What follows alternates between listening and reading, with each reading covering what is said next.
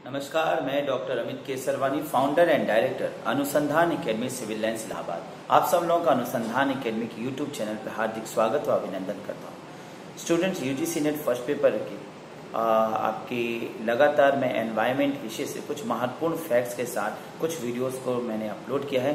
उसी सीक्वेंस में आज मैं आपके साथ सल्फर साइकिल पर चर्चा करूंगा। तो सल्फर साइकिल पर चर्चा पर बिगिन करते हैं। सल्फर साइकिल का मतलब हुआ सल्फर का एटमॉस्फेयर में उसी स्वरूप में वापस आ जाना जिस स्वरूप में वो एटमॉस्फेयर में मूल रूप में पाया जाता है, उसके स्वरूप में बदलाव होना और फिर उसी स्वरूप में वो वापस आ जाए, इसे कहेंगे सल्फर चक्र।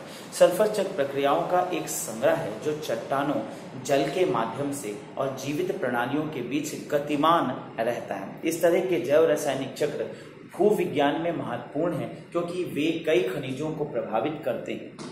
जीवन के लिए बायो जियोकेमिकल चक्र बहुत महत्वपूर्ण है क्योंकि सल्फर एक आवश्यक तत्व है जो कई प्रोटीन और सल्फर यौगिकों का एक घटक होने के नाते विभिन्न सूक्ष्मजीवी श्वसन में ऑक्सीडेंट और रिडक्टेंट्स के रूप में इस्तेमाल किया जाता है। वैश्विक सल्फर चक्र में विभिन्न ऑक्सीकरण अवस्था के माध्यम से, ऑक्सीकरण अवस्था का मतलब हुआ ऑक्सीजन की विलय से, ऑक्सीजन के साथ रिएक्शन से माध्यम से सल्फर प्रजातियों के परिवर्तन शामिल है जो भूवैज्ञानिक और जैविक प्रक्रियाओं में महत्वपूर्ण भूमिका निभाते हैं।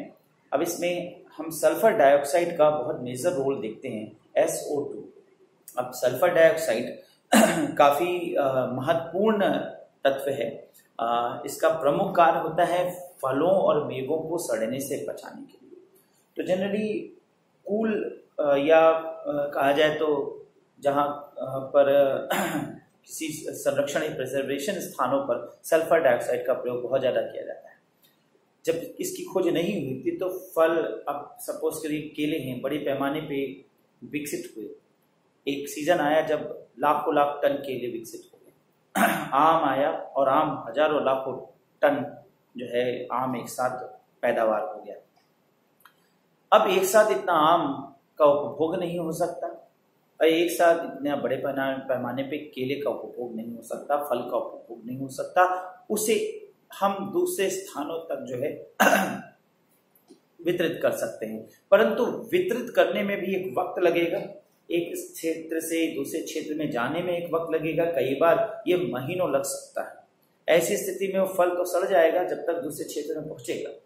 तो फल का उसी स्वरूप में सड़ने से बचने के लिए एक खोज हुई सल्फर डाइऑक्साइड की। सल्फर डाइऑक्साइड एक प्रकार से एक संरक्षक, एक गार्जियन का रोल अदा करता है फलों को सड़ने से। इसका एक दूसरा उपयोग है, वो है इसका प्रयोग वाइन बनाने के लिए भी किया जाता है। ये एक ब्लीचिंग एजेंट है। ब्लीचिंग एजेंट का मतलब समझते हैं, an agent that makes things white और कलरलेस, यानी जो रंग को उठा दे, रंग उड़ा दे, रंगहीन कर दे। तो किसी भी चीज में रंग को साफ करने के दृष्टिकोण से, एग्जाम्पल के रूप में चीनी होती है तो चीनी का रंग भूरा होता है जनरली, परंतु अगर हम उसे ब्लीचिंग एजेंट से पास से गुजारें तो उसका रंग साफ और ट्रांसपेरेंट हो जाता है और वो व्हाइट हो जाता है। तो इस प्रकार से ये ब्लीचिंग एजेंट का भी कार्य करता है। हाइड्रोजन के साथ सल्फर डाइऑक्साइड के रिएक्शन से सल्फ्यूरिक एसिड का निर्माण होता है जो वायु की ओर ऊपर उठकर बादलों द्वारा अवशोषित कर लिया जाता है और अम्लीय वर्षा का कारण बनता है। एसिड रेन, ये जान लीजिए, एसिड रेन में भी इसका बहुत बड़ा योग है। सल्फर डाइऑक्साइड हाइड्रोजन के साथ रिएक्ट करता है और उसके बाद वो रिएक्शन के परिणाम स्वरूप सल्फ्यूरिक एसिड H2SO4 में बदल जाता है और एसिड रेन कराता है। एसिड रेन के लिए दो तत्व इंपॉर्टेंट होते हैं, सल्फ्यूरिक एसिड और नाइट्रिक एसिड। तो ये दोनों ही जो है, नाइट्रिक एसिड और सल्फ्यूरिक एसिड दोनों ही एसिड रेन के लिए एक महत्वपूर्ण कंपोनेंट कहा जा सकता है। सल्फर डाइऑक्साइड और नाइट्रोजन डाइऑक्साइड के जलवाष्प के साथ प्रतिक्रिया के उपरांत सल्फ्यूरिक एसिड और नाइट्रिक एसिड का निर्माण होता है जो बादलों द्वारा संग्रहित कर लिए जाने के उपरांत वर्षा के माध्यम से भूमि पर नकारात्मक प्रभाव डालता है, जिसकी वजह से पत्थरों का झरना देखने को मिलता है।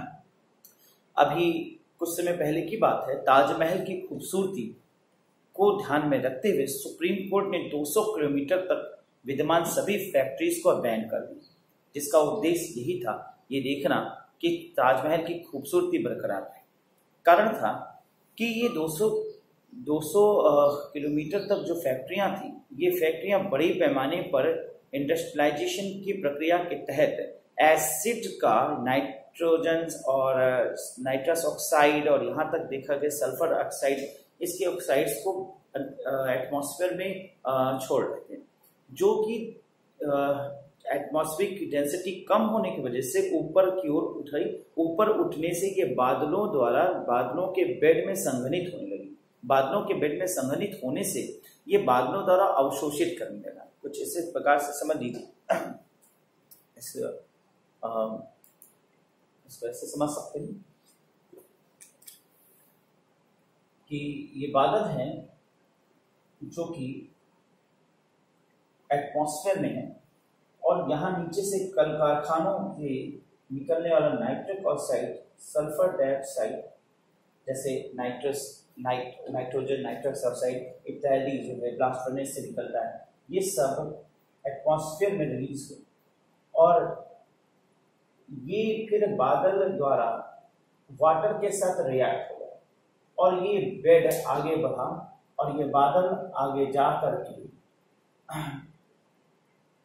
स्पेशल मॉन्यूमेंट्स पर, जो विशेष मॉन्यूमेंट्स हैं, उन पर बारिश करके उनको नुकसान, अब पत्थर तक झरने लगे।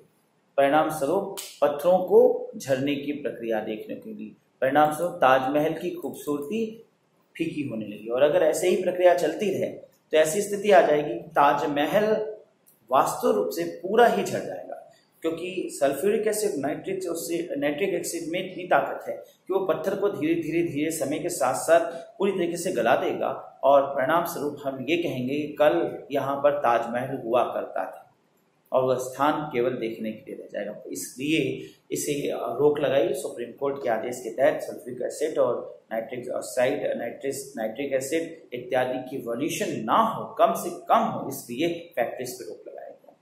तो यहाँ पर अगर हम समझे तो एक प्रकार से देखा जाए तो ये नाइट्रोजन डाइऑक्साइड और नाइट्रोजन ऑक्साइड और सल्फ्यूरिक एसिड दोनों ही हमारे लिए नुकसानदायक है सल्फर के पॉइंट ऑफ व्यू से। तो यहाँ पर मैंने आपको सल्फर डाइऑक्साइड और सल्फर साइकिल के विषय में बताया। आशा है वीडियो अच्छा लगा, इसे लाइक करें, शेयर करें और ज़्यादा से ज़्यादा कमेंट्स भेजें। मैं जल्दी आपके लिए और भी नए वीडियोस जो कि हमारे एनवायरनमेंट से रिलेटेड कंटेंट्स के बनाऊंगा और अपलोड करूंगा। तब तक के लिए नमस्कार, धन्यवाद।